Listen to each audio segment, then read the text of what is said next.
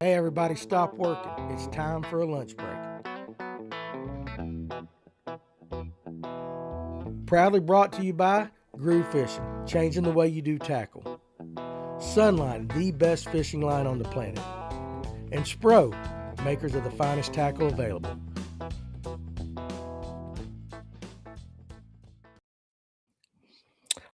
What's going on, everybody? Welcome to the lunch break here at the Live Well. Hope you guys are doing good. Hope you're not working too hard today. It is hump day, right? It is hump day. And of course, like I do every one of these, I'm looking for my TikTok feed. There we go. I have to wait till it goes live before I can pull everybody up. Got them up. I see you, Tyler, Doug, Clayton, Cam, Jeff. Good afternoon to you guys, too. Hope you guys are doing well. I'm going to go ahead and jump right on Tyler's first. We'll jump straight into it. Tyler's question right here. What's up, y'all? Thinking about running some guide trips this summer for topwater fishing? Tyler, go for it. 38,000 acre lake. There's room for everybody. Learn as you go a little bit. Go for it. I'm a capitalist. Just make sure your client, you're basing the experience on the client and teaching them and showing them a good time. And I think you'll do just fine. I know a lot of people want to be guides, it's not for everybody. But if that's what your desire is, and that's the way your heart's tugging you, go for it, dude. You only live once, right? You may love it. It may end up being a great career that you like. Career change. It might just be something you do for some beer money. I don't know. But I say go for it. So anyway, guys, hey, listen. Here was the plan for the show today, and we're going to do this. We're going to talk about the expos and why we go. We're going to talk about glasses. We'll talk about that big ass bass that was caught out in California. But you know how I work. You know how my brain works. You guys know me. You're around here every day. Sometimes something pops in my mind, and I just can't get it out. It's trapped. It's just trapped there. And so I had a thought. I started shaving this morning, and this thought popped in my mind. So I want to get it off my head and out of the way. Yeah, that bass was nuts. We're going to talk about it. It's a big one. And real quickly, we're going to do this. The dual threat stuff. Ad nauseum, you're seeing it on social media and all that. And the normal list of characters are the ones putting out the content, right? You knew Slick Johnson was going to do something. I'm buddies with Slick 100%. He's I like him. CT, again, like him, knew he was going to do something. And I'll tell you this, I told CT this one time, like, I am never going to piss that man off because there is nobody that can dig up dirt better than he can. If you want your life, your closet, your skeletons out there in the public, make that man mad. But him, Steve Chapman, get your fish on. I don't know Steve like I do the other ones, but you knew those guys would put some content out. And then you've got the anglers like Todd Castledine. That's he's put out and he's respected. I respect what he has to say on a lot of issues. And of course, you got the Skeeter Crosby and a couple more. But here's what was on my mind. There was what 60, 62 teams in that. Where's all the other anglers? Why are they so quiet? Scott Martin put out a video finally on it. And in his video, he said something there was like 10 of them working behind the scenes on this. Is that 10 anglers or is that 5 anglers and CT and him and a couple other guys? I'm just wondering why they're being so quiet. And I give a pass on some of them. I got to thinking about the elites that were there, Fisher, Emil, and there's some more. They had to get their mindset straight on Gunnersville and on Martin. Maybe they didn't have time to. Maybe they don't want to. Maybe it's just kind of like that. Are some of them being quiet because it's kind of embarrassing? I don't know. It just popped into my head. I'm like, why are we not hearing? And maybe I don't follow some of them, and you guys are seeing others. Are there others putting out things? Because it seems like the same 4 or 5 guys are doing it. Now I know there's other little smaller YouTube channels now that are putting out some stuff to be expected. It's some good clickbait.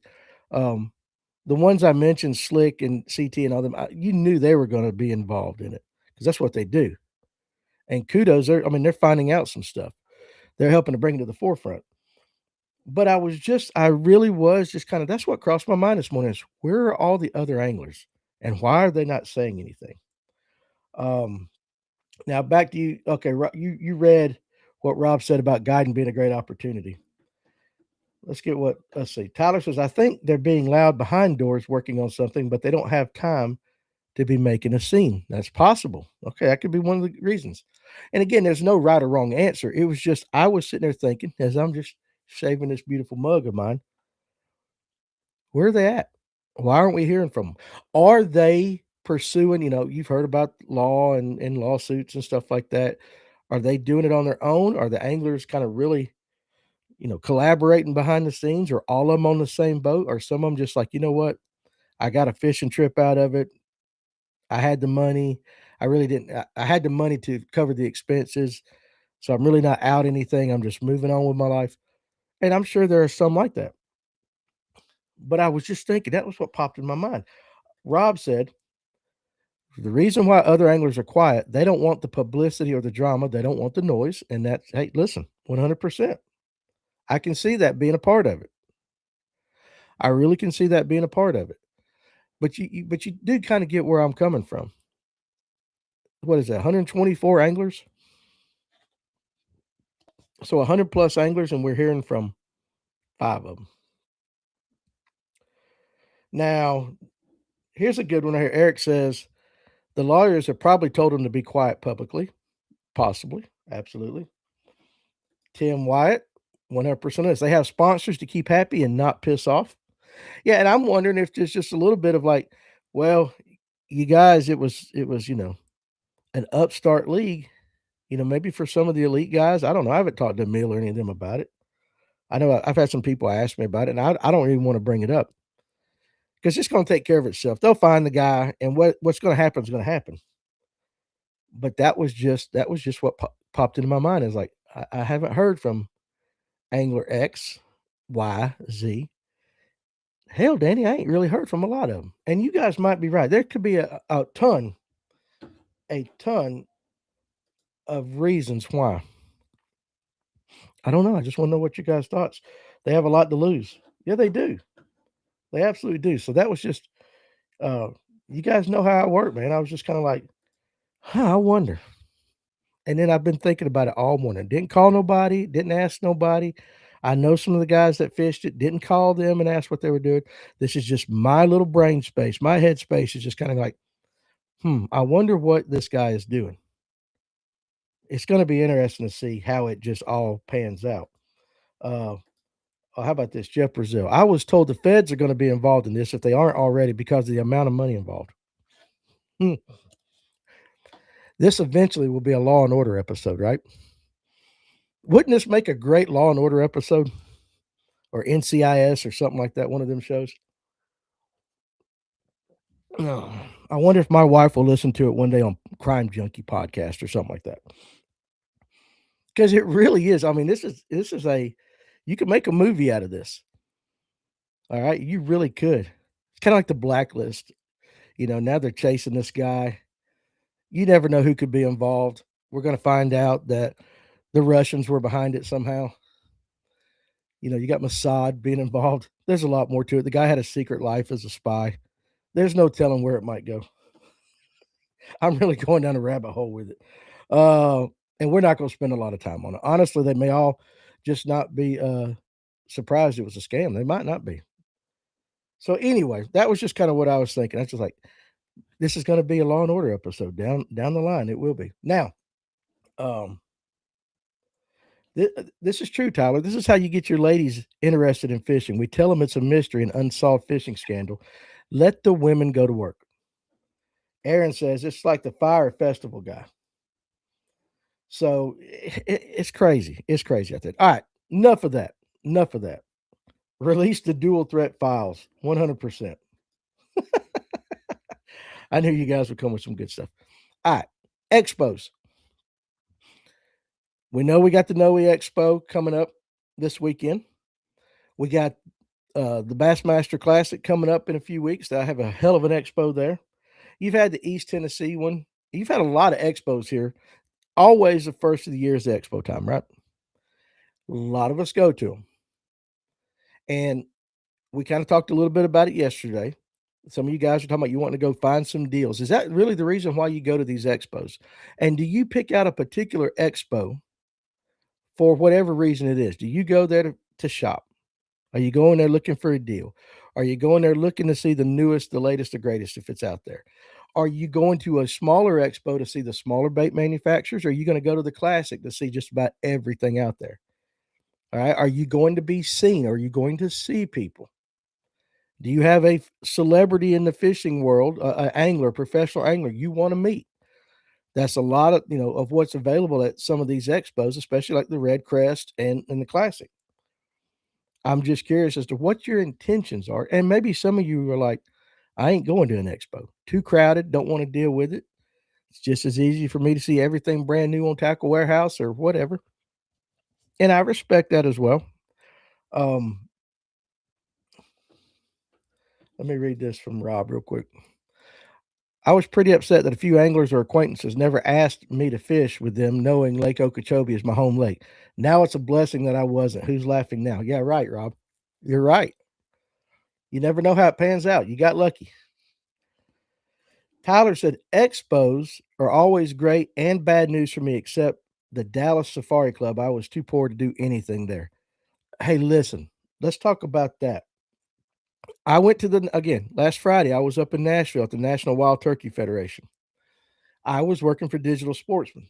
All right. So I was up there uh, connecting with, some of the guides and everything. Let me pull that back down. Sorry. Connecting with some of the guides and everything. But even on the safaris, some of these safaris, and I was talking to they're over in Africa and everything. And of course, I'm talking to them about booking platforms and stuff for digital. But I was looking at the prices. When's the last time you guys priced an African safari? Holy cow. If I didn't have to bend over, I'd pull up. I don't know where I put it. It's in this mess right here. You talking about money and custom turkey calls and stuff. You can go up here to Walmart and get the night in hell for like $12.99. Well, you could drop $100 or more on a custom turkey call, and Lord knows I heard every damn one of them and the duck calls. So yeah, so there are some of these that are you're gonna have stuff that is definitely priced out of your range. And some of you guys like Ron Swinford might be able to write a check for every one of them. Ain't that right, Ron?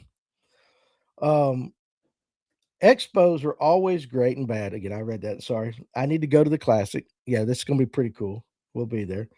Now, Ron says I tend to go for two reasons: new stuff and see locals I know that fish. This time I am getting some rubber skirt tabs. Okay, so he's got a plan. He's got a plan. He's going for a reason. Um, Messick says, Tyler, you won't ever forget a classic. And Ryan talked about that a lot too. And the only thing about the classic is it's in a different spot, right?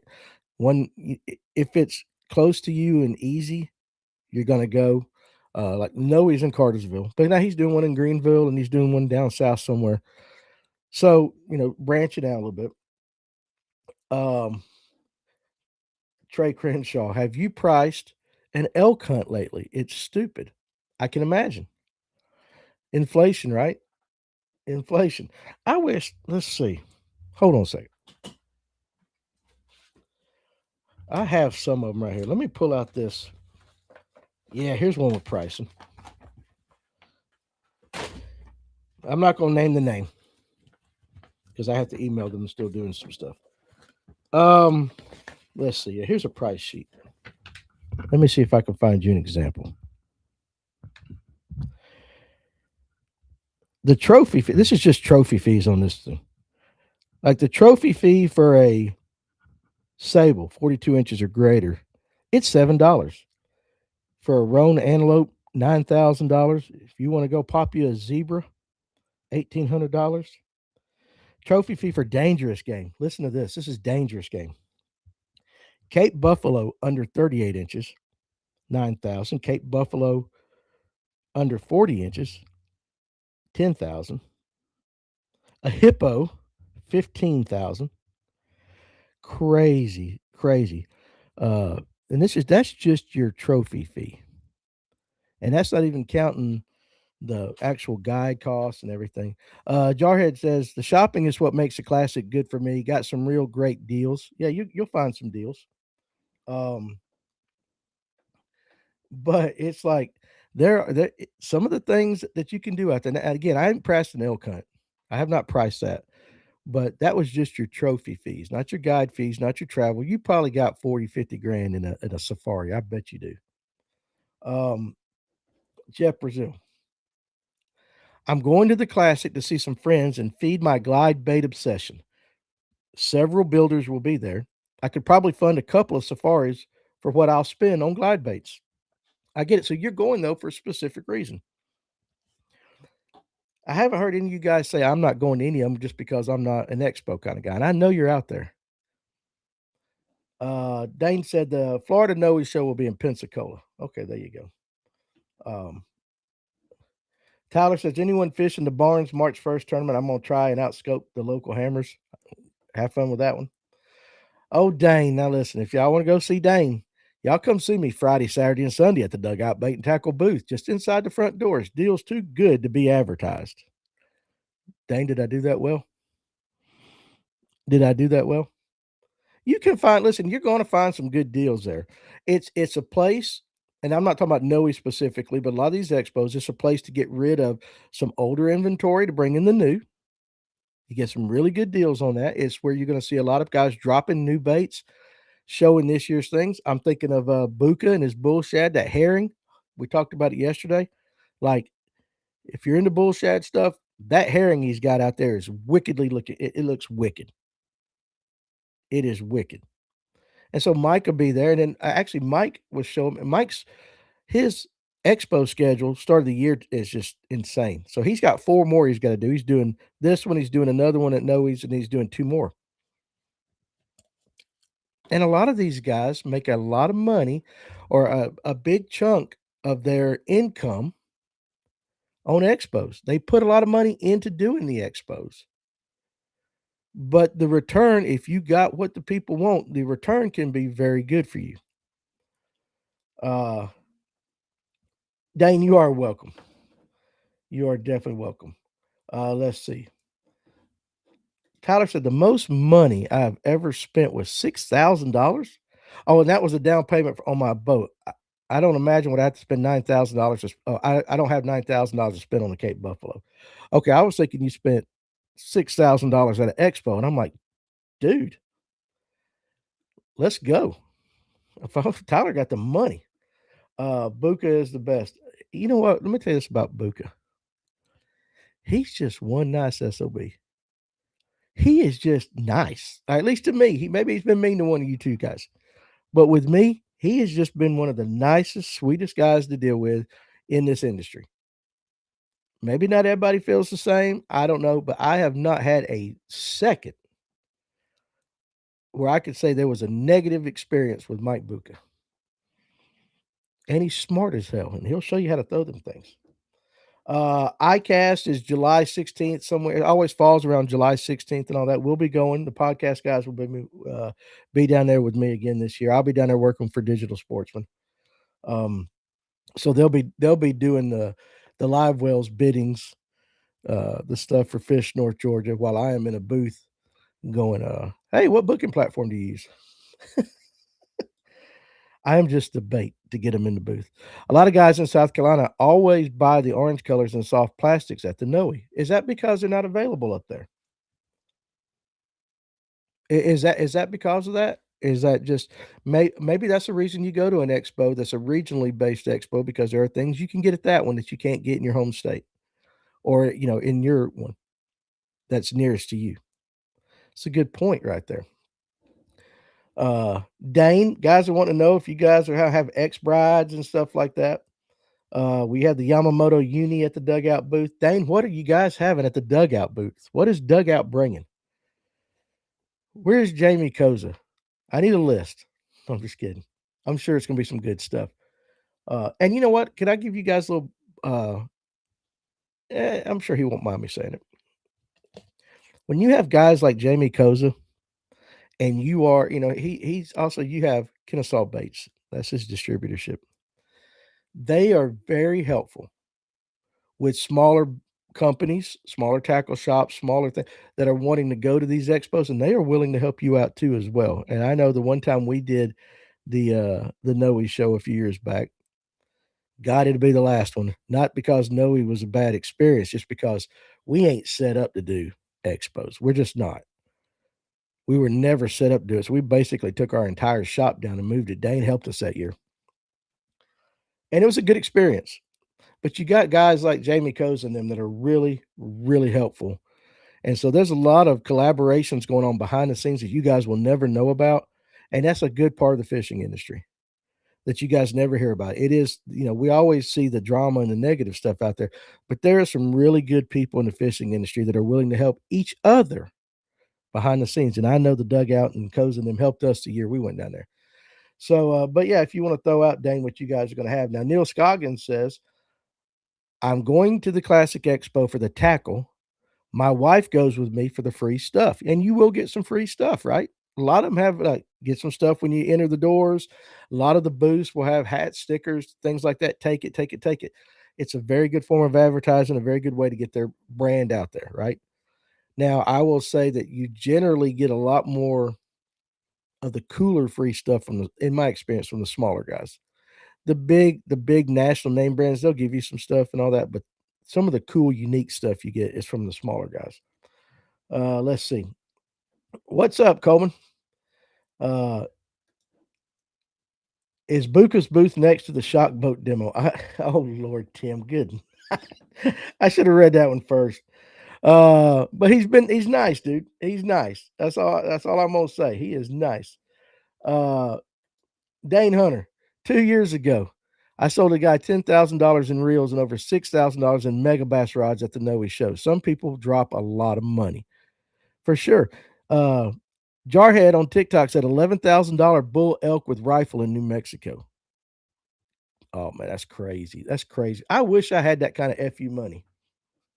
And you guys know what I'm talking about. Uh, I wish I had that. Dane, since we're talking about the dugout, will they be coming to the Greensville show? Clay Cochran, let's see. I went into Mike's shop to look at some glides, and he popped out of the office, and we talked for like 15 minutes, and I already had the baits in hand that I wanted. Um, Dane said, I don't have a list, but I'm unsure about the uni. Let's see. Everyone will have a 5-gallon bucket. Dino, what's up, Dino? How are you today, buddy? And listen, I go to see people. I'm one of those that go to see people. I went down to Jimbo's. The one he didn't have one this year, last year. I hadn't been to one in a few years. I went down there just to see the guys like Alex and others that I knew in their booths, just to hang and talk. And when you're sitting there hanging and talk, of course, I get guys coming up all the time and gals that like, hey, we watch your show and all that. And it's a good time just meeting. It's a good opportunity for me to meet people that I don't know or I only know by a screen name. And that's one of the cool things. And the guys on the podcast, it's funny. Guys like Tony and Tim and all them, that it shocks them. Well, they're getting used to it now, but it shocks them when somebody comes up and like, I know you, and starts talking to them. And it's funny when they first started coming on the show that they would they they didn't know how to, I don't know, I won't say they didn't know how to handle it, but they weren't prepared for just that situation. They're like, man, it's kind of cool. And I'm like, you don't realize how many people have put eyeballs on you. And of course, they're always out there representing what they do, and then they're representing us, and it's a good time. But that's why I go to expos. I may shop a little, I may buy something here or there, but I go to see the guys I know, and I'll be going making my route through on Friday and on Sunday. Again, Saturday I'm fishing. But it's really cool. And Farmer's here now. Uh, oh, let's see. Trey Crenshaw. Let me do this real quick. What's up, John G? Um, Going to have to make a work trip to Knox Vegas that week and stay overnight on Thursday to hit the expo Friday AM. Yeah, get there early. But Farmer's late. Now, here's the thing about Farmer. Farmer can tell you he was hunting Arkansas Farmer. I believe it was Arkansas or Missouri or something like that, because Farmer's bougie, and he went out there on them big deer hunting trips. I don't think it was one of those, so I'm just giving him a hard time. But he's pumping gas Farmer's pumping gas, and a guy comes up to him and recognized him from being on the show. And so that's why I go. Um, just to see the guys that I know, meet a few people. It's a good time. Uh, Danny, do you have room in your suitcase for iCast? For a small fee, I can make you an employee of Fish North Georgia. Talk to me later, Tyler. The dugout is not going on Greenville unless something has changed. I've never been to the Greenville show, but heard it was outstanding last year, and I'm sure it was. And no, Jeremiah, don't do FNGO no more. So, like FNGO as a brand does not exist. So, but I am getting some more Fish North Georgia hats, and I am getting some Livewell merch together as we speak.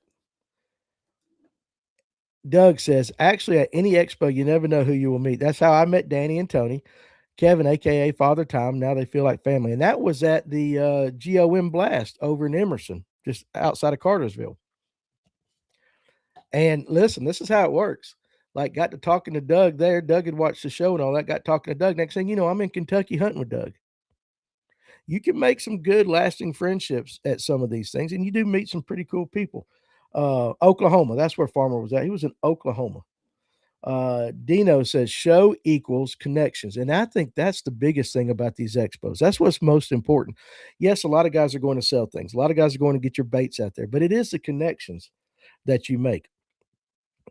It is if you own a tackle shop. iCast is big for this. You go there and you can find some stuff to put in your shop. You make connections. A lot of guys will go. And let me kind of give some of you guys a little bit of advice too, though. If you're going to these shows looking for sponsors for your fishing channels and your social media and all that, what you're doing, you better go ahead and get the mindset that you're selling how you can help them, not how they can help you. Okay. If you are one of those guys going to these expos and that is your intent, is to find companies that you would like to sponsor you, remember that it's how you can help them. That's going to get you more bites than you going up and saying, hey, I got a really cool channel. I want you to sponsor me. Okay. Go in there with that mindset, because you got to also realize too, on the sponsorship side of things, there's a pie and everybody's trying to take a bite of that pie. And so you got to stand out and you got to sell yourself. What's going on, Atlanta Safe House? Colin Burnett, what's up, buddy? They're over there on TikTok. So just remember that when you go to these expos. Okay, because a lot of guys use the expos for that reason too. We're talking about reasons why you go. Some of them like, I'm going to go find me some sponsors. Just keep in mind, it ain't about you. It's about how you can help them. Then it becomes about you. Then you can do that. Dane said someone rescued us, broke down at Clark's Hill, on Clark's Hill, because they recognized Farmer. How can you not recognize that big man, that big old teddy bear out there? And then Doug said, I forgot. That's where he met Farmer as well.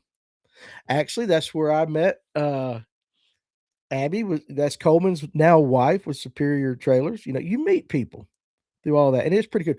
Or you can get with Farmer, and you go to a lot of these expos have fish tanks and guys teaching, right?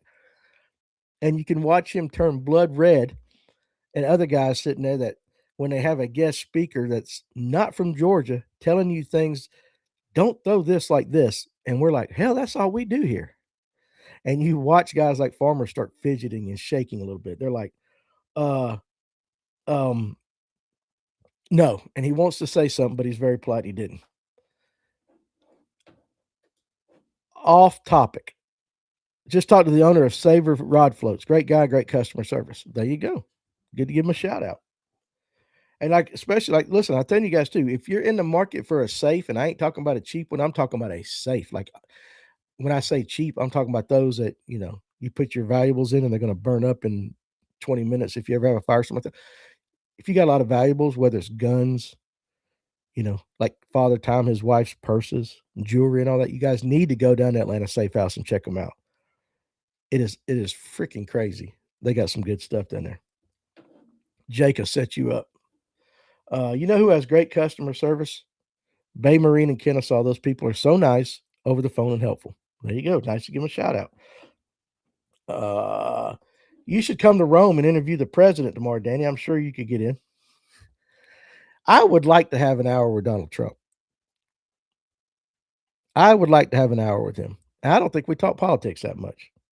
Now, actually, I would be more interested in doing Don Jr. because Don Jr. turkey hunts and stuff like that. He'd be more, we could talk more fishing with that. I don't know when the last time Donald Trump went fishing. He plays golf too damn much. But I don't know that I'd talk politics with him. I don't know. I don't know. It'd be fun to try. It'd be fun. It would be fun. Um, I enjoy the expos, Farmer says, because I get to see the custom bait makers. Exactly. That's why a lot of guys go. Like, you may see, let's just say at a regional event, you may see more of the custom guys than you might see at the classic, where you might see more of the national guys. Does it make sense? Coleman, I tell you who has good customer service is Tackle Warehouse. I like supporting local shops for sure, but for a big company, their service is incredible. Hey, listen, if you've had a good experience, throw it out there. Um, Don Jr. is a big outdoorsman. He is. That's what I'm saying. I think I'd have more time. If we were just going to talk strictly outdoors, I would have a better time talking with Don Jr. than I would Trump. I suck at golf, but I'd like to play 18 holes with Trump. I think it'd be fun as long as we can talk smack, right? Like, do you reckon? I mean, I imagine he gets to talk smack on his golf course. Do you reckon guys talk smack back to him? I'm just curious. He's a big gun guy too. Yeah, absolutely, he is. All right, we can continue on the expo talk. This is for me personally. I want to know the eyewear you guys like to wear because I'm not necessarily thinking about making a change, but I am going to start looking around. I've been wearing Hobies for the last 3 years, and I still got them, and they're fantastic. Um, and this is this I have this one pair. I forget what they're called. I love them, and I'm not sponsored by Hobie or nothing. And of course, you can see all the lights and everything. But I wear these for sight fishing, and then I've got this prescription pair. These are called the Linuxes, and they're dirty as hell. But they come with magnetic clips. You guys have seen them at the shop, where I can go from that to something like this pretty quick. But I'm just curious. It got me thinking too. And listen, and I'm happy with them. I'm happy with them. I'm not necessarily looking for a change, but I am curious as what you guys wear, especially if you have a prescription pair of sunglasses. Uh, okay. I'd rather have an hour with Ivanka. Listen at you. Um, y'all think Trump is for forward facing sonar or against forward facing sonar? I'm gonna say Trump would be for it. I would say Trump is for it. I think Trump would be pro forward facing sonar. Um, Clay Cochran on Facebook. I haven't been to a hunting fishing expo since the Fisherama and the Buckarama were a thing in Atlanta. Not sure if they even still have either one of them, but the last time I went, I was 20 years ago. The Buckarama went to crap the last 2 or 3 years, and I got to pull it over here to finish it. Let's see. Went from being mainly vendors to being nothing but high dollar outfitters, guides, and organizations looking for donations. We never had to eat lunch either with all the food cooking samples that were there. Even that dried up. I remember the last Buckarama I went to was at the Georgia Dome. And again, I've talked about this on some of the shows. They had a concert with it too. It was Martina McBride, Charlie Daniels, and then Hank Jr. was the headlining event. The concert was great. Now I slept through Martina McBride because we had partaken in some of adult beverages. But as you walked around basically the football field on the mezzanine and all that, that's where all the vendors were. And I do think, Clay, I think you're right. Um, it used to be, and actually, too, and some of you older guys might, the first bit of grizzly snuff I ever got, for you snuffers out there. The first can of grizzly snuff I ever got was the free samples that they would give out at the Buckarama. And you would have your bag, and I mean, you'd get a month and a half worth of dip of snuff products and stuff like that. I don't know that they do that. I imagine now if they do anything like that, it's Zens or something. Messick says he likes red fin glasses. Okay, there you go. Shellnut likes his coasters, but I want to try Smith with the change with the lighting. Coleman says we got 50% off Costa on the UGA team. I bought them so far and liked them. Their warranty is great. Haven't gotten 2 new pairs completely free yet, or have gotten 2 new pairs completely free, so he's broke them. Waterland is very good, and glass lens Costas you can get from Sunglasses Hut for half off if you just go into the store and talk to them. Okay, there you go, a little bit of secret. Jeff Brazil, I've been wearing Costa for over 20 years, back when it was still called Costa Del Mar, and they only had about 5 options to choose from. You're showing your age. You are showing your age right there. Mike, I'm a Wiley X guy myself. Okay. Reservoir Runner. Whatever Randy promotes, I'm buying. There you go. I got you. Hill Smith on Facebook. Appreciate you jumping on. For the price, I really like Sun Clouds, but they have no prescription as far as I know. I need prescription. Now I can get now if I wear these, I got those contacts on for sure. But I haven't bought a pair of contacts because my prescription ran out and I got to go do that. And I'm a cheap ass. And I'm like, well, I got these and I got the Linuxes. And don't get me wrong, I like them. I do like them. I really can't say anything bad about them. Prescription sunglasses are the hardest for me to get with my prescription. Plus, I have to find a company that works with my insurance. That's something to think about, Neil, for sure. The Fisherama and Buckarama are still in Perry, Georgia every year. That's right, Derek Mills. That's right. You got to go down there to that as you're going down 75. Isn't it right there at that old big expo, whatever that is? Georgia Fairgrounds or something like that? We pass it all the time going to Florida. Is that where it's still held? I think it is. Clay said it used to be a good time, and they always had tobacco samples out the last 2 or 3 months. Okay, I didn't get to your comment, but yeah, so you and I went back then when they did that. That's the first time I ever had Grizzly. Um, he's just trying to start some drama. I think he is a solar bat guy. Now, Dane says, okay, replying to Clay Cochran, both are now held at the State National Fairgrounds in Perry. GON does a show at Lake Point. Unfortunately, due to law changes, they don't give free tobacco samples anymore. Do you know that they cannot even promote a show or anything like that? Like, I think I would be a fantastic promoter of certain products, but they can't do that. You're right, because the law changes. Because of the law changes, for sure. Amphibia makes a good pair of sunglasses as well. Shady Rays are great for the price. They offer the first 2 replacements for like $20. James Weber, how you doing today, buddy? I have prescription Zenni, Zenni sports sunglasses, and I love them. $45. When you guys get them for fishing, um, do you get just out of curiosity, what color lenses? Like if you're getting prescription, that's the one thing I like about the Linux. I got a pair of copper ones that I can wear for like bed fishing. For those that do that, I got the ones that I can wear. They're designed for the blues out on the ocean. These are kind of like the driving pair, and then I got like just an out on the town dark pair, so that look like Tom Cruise. But what colors do you get? That is the one cool thing about the those Linuxes from Hobie is the interchangeable lenses. I got to give them that. Um, let's see. Jeremiah, expensive glasses like Costa. I like Costa, but for some throwaway lenses, I actually kind of like the mid-price Strike King ones. Okay, there you go. Atlanta Outdoors, Pit Viper glasses, so people run the other way. There you go. Uh, I'm listening. There's some brands that I haven't heard about. So good. I'm glad you guys are throwing it out there. Danny, I need RX2. My wife buys me this 6-pack for like $18 from Amazon. They are not RX, but they have a purple tint that blocks out the bright sun, which is perfect. It is. Sometimes I wonder, like, with glasses, are the high end ones really worth it? Now, both of the glasses that I got retail would be right around $100. Well, now with the prescription, it costs more, but I'm not gonna lie to you. They gave these to me free at iCast a couple years ago. So I don't know that I would have bought them. Let's see. The Redfin Outer Banks have been my favorite. Great customer service so far. Okay. Does Wheeler run a Suzuki? I don't know. You guys out there, does Jacob Wheeler run a Suzuki? Oh Lord, Coleman said I love some Cope Wintergreen in college, but we kept that on the DL. Haven't done it in a while. You'd probably throw up.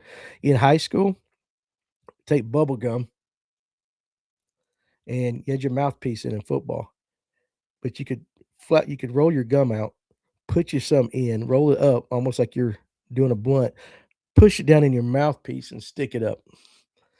It is, it was kinda messy.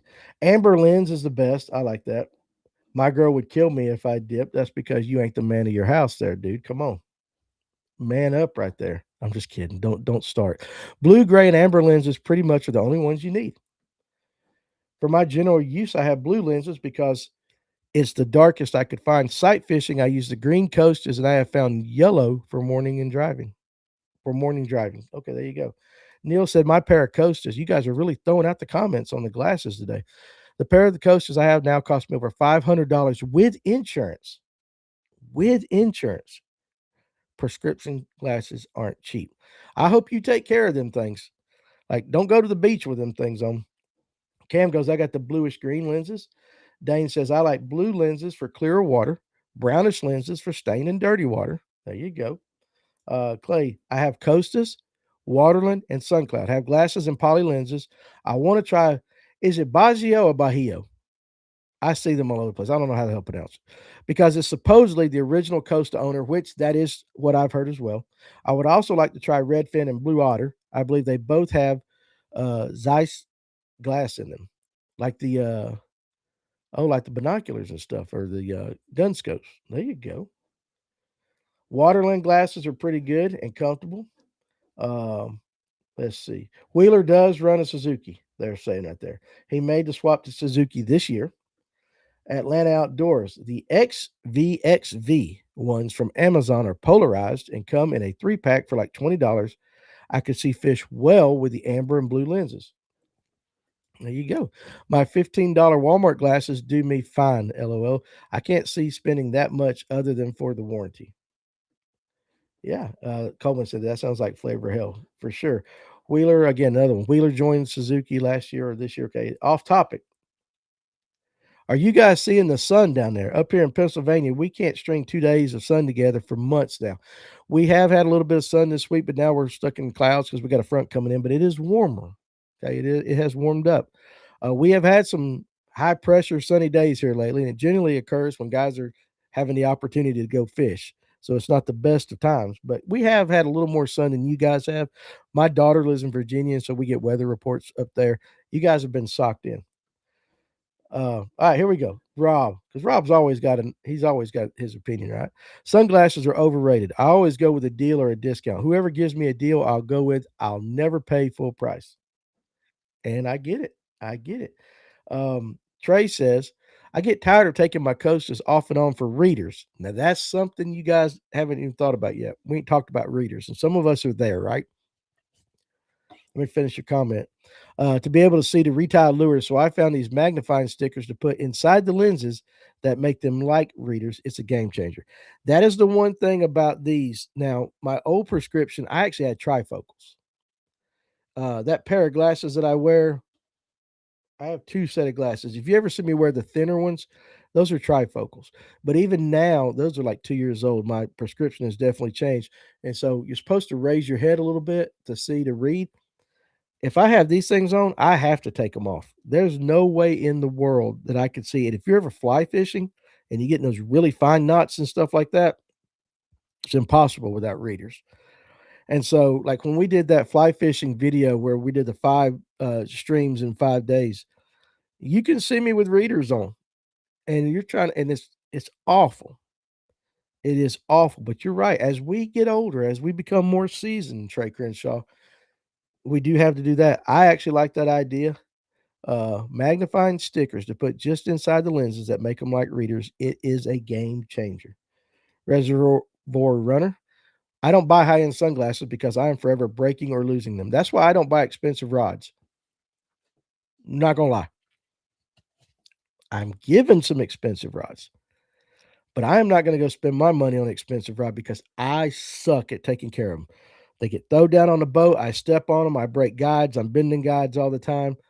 I mean, now my truck is clean now, but at one point in my life, Jimmy Hoffa was buried in my back seat. I don't take care of things.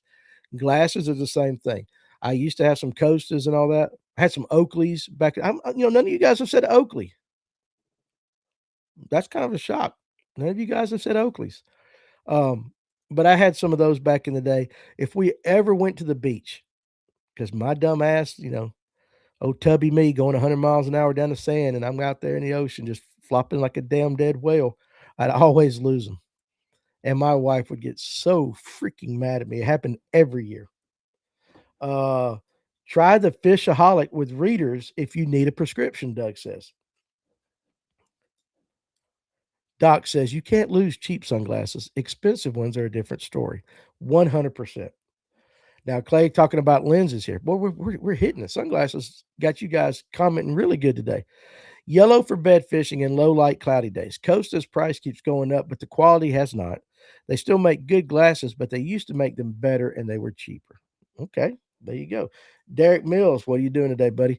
I have Switch prescription sunglasses, and I think that's the brand Switch. He hasn't switched, he has Switch prescription sunglasses. I have every option available except for bifocal. I get the gray lenses as dark as possible. The ones that I have use magnetic inserts that keep dust out for riding ATVs, UTVs, and dirt bikes in the summer. My insurance does help pay for them, but they are still over $700. I can't even imagine what Mrs. Pruitt would do to me or not do to me. You talking about Iron Dome if I lost a $700 pair of prescription sunglasses. And that's after I shame myself, right? Cam says, if you do go with Shady Rays, I highly recommend paying the little extra for the Polarized Pro Edition because they're a lot more scratch resistant. Uh, Now, Neil, he has the progressive lenses. That's kind of what mine are, like that. Now, Jeremiah goes, my limit on rods is $350, but I ain't buying expensive glasses. And I get it. A lot of people ain't. War Eagle the best. Brazalo is coming to the Classic Expo. I don't see them on the exhibitor list. I don't know about the Classic. I would imagine he's there. I know he is going to be at Noe. He will be at the Noe in Cartersville this weekend. Super nice guy. Listen, I have not throwed his baits yet, but I know Tony and them guys have. For you chatterbait guys, all I know is they say the movement on his chatterbait is wicked. I don't throw chatterbaits that much. My buzz bait that I like is I like the Spro buzz baits that I throw, and I don't throw it as much as I should. I need to go check some of his stuff out. But they say his chatterbait, whatever he calls it, and I don't know the brand name, wicked. Now he's going to be our guest tomorrow night on the live well. So if you got buzz bait questions, chatterbait questions, things like that, how to alter them a little bit, what to throw, when to throw, all that stuff, he'll be our guest tomorrow night, and you can pick his brain if you don't get a chance to go out to the Noe and Expo and talk to him yourself. But Warrior also says Costa is the best. Now Coleman said I had Oakley when I played a little golf, but I put the purse down and started fishing, so I bought Costas. When we were back playing adult league softball, beer league softball back in the day, the 2 decades that I played, I would say Oakley was the pair to have, unless you bought the cheap knockoff versions. But everybody was wearing Oakley. Now we're talking early 2000s, back in that time, 90s, 90s to early 2000s. Everybody was wearing Oakleys. Coleman said I sucked at golf, so I quit. Me too. The only reason golf courses are the biggest waste of deer woods out there. And the beer cart is the only thing that makes golf worth playing. Nathan says, I lose cheap sunglasses all the time for sure. Now, Darian Moss, good question here. What floaters that are comfortable are y'all using for sunglasses? I got one pair in the bottom of Hartwell and one pair in Clarks Hill. I don't know about other brands. I do know that Hobie makes the ones that Hank Cherry wears because he's sponsored by Hobie. And I think Farmer actually has a pair of the Hobie floating glasses. And they do float. They do float. Now, I have not had a pair on my face. One of the reasons why is the way they're shaped. Now, certain glasses, take these. I love these, but I have another pair that's very similar to these. The way my face is shaped, they don't breathe well. These do. The other ones don't. And I find myself fogging them up when I get really hot. So whatever pair of glasses I put on my face, they've got to be able to vent some. Those really tight ones that are like goggles, if they're really, really tight, I fog up on. And at that point, they're useless to me. Where you go the best? Can I ask him about the classic? I will. Like I said, he'll be on tomorrow night. We'll ask him. I have lost 2 pair of my regular prescription glasses in Lake Wedowee in the last year for a total of $1,200. Don't even bring them on the boat anymore. I'm telling you, we go through them. All right. Last glasses one, and then we're gonna switch real quick while we got a little time. Uh, let's see. Let me pull up Rob's real quick. I love to golf, and I'm right at a 6 to 8 handicap, but I haven't been in a while, even though I pay $600 a month for an all exclusive private golf course. Well, I got one right up the road, and my dad was a member of that and everything. I just never got into golf because back then I drank a lot. So, like, if I was on a golf course, hole 3 or hole 4, it's done. I never took it. I played too much baseball. I slice. I have a terrible slice. No matter how I adjust or whatever I do, I can't stop slicing the ball. And, people live on golf courses, and I'm a danger to society with a golf club in my hand. I can hit a 7 iron straight. That's it. If I could play the whole course with a 7 iron, I could do something somewhat respectable for me. But you stick a wood in my hand, especially a driver, and I think I'm Tiger Woods, and I'm not. I'm dangerous. All right. Y'all saw the big bass in California. We'll end the show on this. What did you think about that? Did you see the pictures? Of course, if you saw, I posted one of the pictures today. Was that not a freak of nature? A freak of nature. How would you react if you caught a 17 plus, 18 plus pound bass?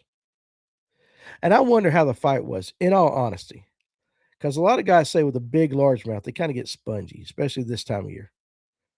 We're used to spotted bass around here. You guys shoal bass, smallmouths that really fight, and a good largemouth will. But when they get really really big, they tend to, from what I've been told, because hell, I ain't caught one, but I've been told they kind of like they'll fight you for a little bit. The hit's really good, and then it's kind of like yeah. But how would you react if you going out tomorrow and you hooked a bass that big? Again, what did it weigh? I saw he weighed it. From what I read, he weighted on a Rapala scale, he weighted on a Bubba scale, and they were both mid-17s, right in there somewhere. I don't remember exactly. On a certified scale, I think it weighed over 18. I don't know that, but I think they're going with, it had to be a minimum of 18 pounds, Trey said. Dude probably thought he was snagged on a tire. That fish was a freak. I'd be excited to catch one that big, but they fight pretty bad after the 8-pound mark. That's what I'm saying. Like, the notoriety and having your picture with a fish that big would be fantastic. But I wonder what the fight would be. I heard he caught the bass out of Cedar Creek with a certain bait on a certain reel. Cedar Creek. Listen, you probably can lay all the bass together in a given pocket, and they wouldn't weigh 18 pounds out of Cedar Creek. But it is an impressive fish. And again, another giant. I hit my mic. Another giant coming out of California. Texas has giants like that.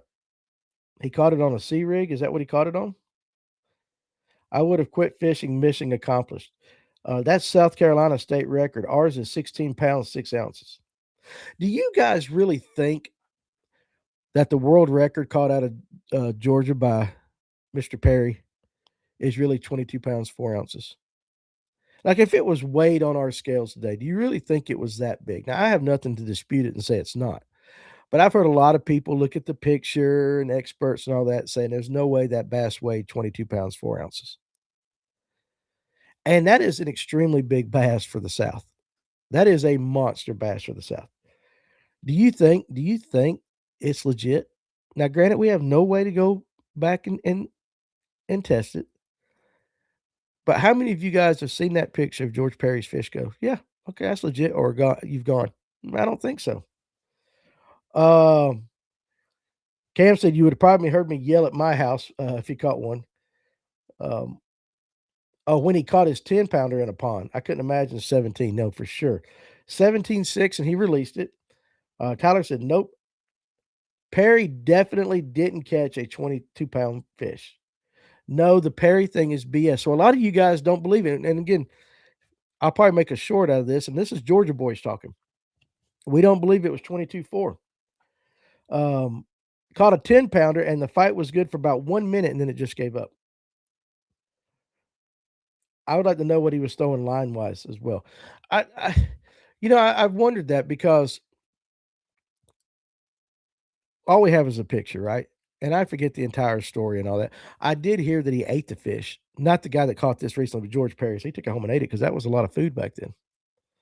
But that is a big debate as to whether the 22.4 world record really was 22.4. If it's just, we want it to be 22.4. We want that record to stay in Georgia.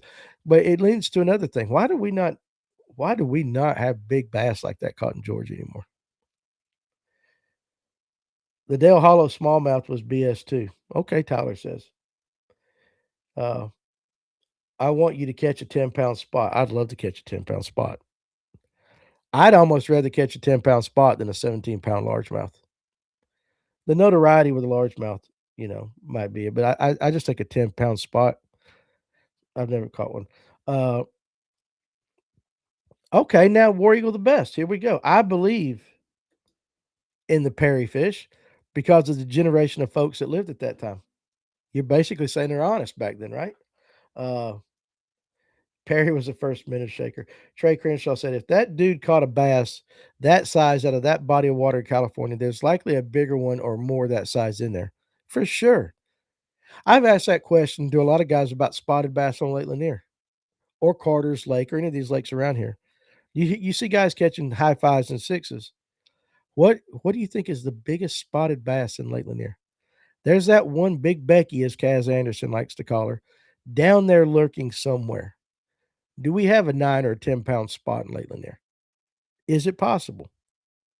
Now, those fish out in California, the food sources are fantastic, but Lake Lanier's got the herring. We've got the food. Could it happen?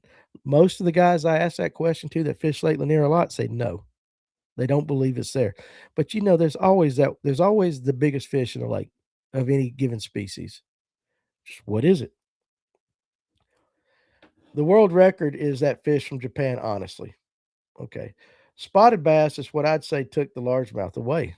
Messick, that might be why we don't have it. Derek Mill says, all the bass I have caught over 8 pounds on artificial baits fight like crazy. The ones I've caught on live bait while striper fishing didn't fight at all, really. That is an interesting take. Okay, I like it. Uh, I wonder how old that fish was. I wish I had Colin Steele or one of them biologists. You could age a fish by scale, right? You'd have to have a microscope, I'm sure, but this is what they say. Like you pull a scale off, it has rings in it, growth rings like trees. I wonder if anybody took one from that fish to find out. 100%, 10-pound spot or smallie any day over a 17-pound. Yeah, John G. Damian Theo caught that 18. It would be insane if California would do what Texas is doing. Could be, yeah. There's probably a 7+ pounder in Lanier, but nothing bigger. That's Tyler's thoughts on it. Now, but Eric says, I believe there is a 9+ pound spot in Lanier. War Eagle the Best says, no, impossible. It would have been caught already. That's a good take. Eric says, high fives and sixes are becoming too common. Again, so a lot of things you can do with that, right? A lot of guesses. We may never know. The record bass was weighed in on certified scales at J.J. Hall's General Store in Helena, Georgia. So, see, that's the thing. Yeah. Now, if that was the case, and that is the story, and I don't know if it's true or not. I know some guys think it is, some guys don't. That certified scale back in what was it, the 30s or whatever it was? The accuracy could have been off or even weigh a little bit more. Who knows? If there were no stripers, I think there would be bigger spots. Jeremiah says so many Georgia Lake records and other nearby are over 14 pounds on the largemouth. I think we got a shot at a record being legit. I don't know. Even Lanier has a 17-pound largemouth on record, but a lot of the big lakes, Jeremiah, if you go back and look, a lot of them were caught a long time ago. I mean, that 17-pound largemouth record on Lanier, I believe, was 60s. I don't know. I don't know, but I think it's an older record, right? Uh, Biggest spot in Lanier, I think, is a 7 or 8. And Patricia Leanne says Lanier has a record spot. 1932. That's when Perry caught the world record bass. It's an interesting debate, because we'll never know, right? But I do know a lot of people look at that picture, and there are pictures, and they're like, there is no way that fish weighed 22.4. Now, granted, photography has come a long way, right? Hell, that fish could have weighed 23 for all we know. You're right, certified scales, but 1932 certified scales compared to certified scales in 2026, it could have actually even been heavier. We don't know. Uh, Now, here's a good bet. Hayden Seabolt will probably catch the record spot on Lanier. It's either going to be somebody like that or Tyler. It's going to be some kid throwing a red wiggler under a bobber from the bank or somebody who's out with a guide who's gone fishing for the very first time in their life. That's more likely what's going to happen. It's always somebody. It's like the first time a kid goes deer hunting and he busts a 12-pound, it's not 12-pound, 12-point buck. How many of those stories do we hear about? Tons of them. We hear about the kid that's just fishing from the bank or the guy fishing from the bank that was just throwing something simple and they luck into a monster. It happens a lot more than we think. Now, Hayden is a good bet if you're going to pick an angler to do it. He's a good bet. All right, guys, we've been going an hour. So tonight we got our kayak. Let me see. Let me see who he said we're having on tonight. Alex is going to have on tonight Charlie Sanders. Okay, he's a 16-year-old kayak guy from Mississippi. And I believe, yeah, this kid is making waves out there. So, and he's got all kinds of crazy things like 3D printing kayak accessories, 4-H programs that he's working with.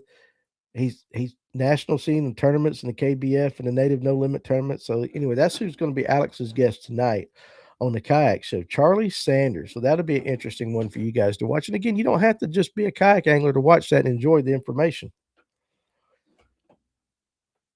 The near spot was a post spawn in May, 8-2. So it could have been closer to 9. We would know if Cass caught it, he'd be throwing up. That's right, exactly. Now, tomorrow I'll be back for a lunch break. Again, we'll head into the weekend tomorrow. And then tomorrow night, we do have Danny Arballo with Brazzalos. And he'll be on, and we'll be talking to him. Well, if he's making ripples, if he's in a kayak, listen at you, Tony. Been watching, got a roll outpatient procedure tomorrow. No food at all today. Those suck. Those suck. My wife's telling me I got to get a colonoscopy because I'm 53 and I ain't done it yet. And I'm going to have to drink that stuff. I just want to crap in the box and put it in the mail. But no, I got to have a colonoscopy and a physical and all that garbage. But man, I'm sorry you don't get to eat. I'll eat something on your behalf and I'll think about you. But yeah, Jeremiah, here's a good one. This is a good comment in though. Like the lady fishing with a damn minnow under a bobber and caught that monster from the bank on that one PFA. Happens all the time. Happens all the time. So anyway, you guys be good. Appreciate you. We had a great conversation, especially about the glasses. I have to go back and check out some of the comments today and get some of them brands. Take the pills. It's easier, Robert said. Yeah, right. Actually, Rob Robleski is going to join me on the lunch break tomorrow for a little while he's working. We'll see what we get into tomorrow. He and I will talk about it. Because you do got the NPFL championship coming up. Not this weekend, but I believe it's the following weekend. So that ought to be a pretty good one. Anyway, you guys be good. Enjoy. Don't work too hard the rest of your day. Join Alex tonight on the kayak show. And if not, I'll see you tomorrow on the lunch break and or the live well tomorrow night. So I appreciate you guys taking part in the conversation. Always the fastest hour of my day. And makes it easier when you guys are doing what you did today for me to just sit here and bloviate for an hour. But I got some work I got to do, and I know you guys do too. So enjoy the rest of your day, and I will see you guys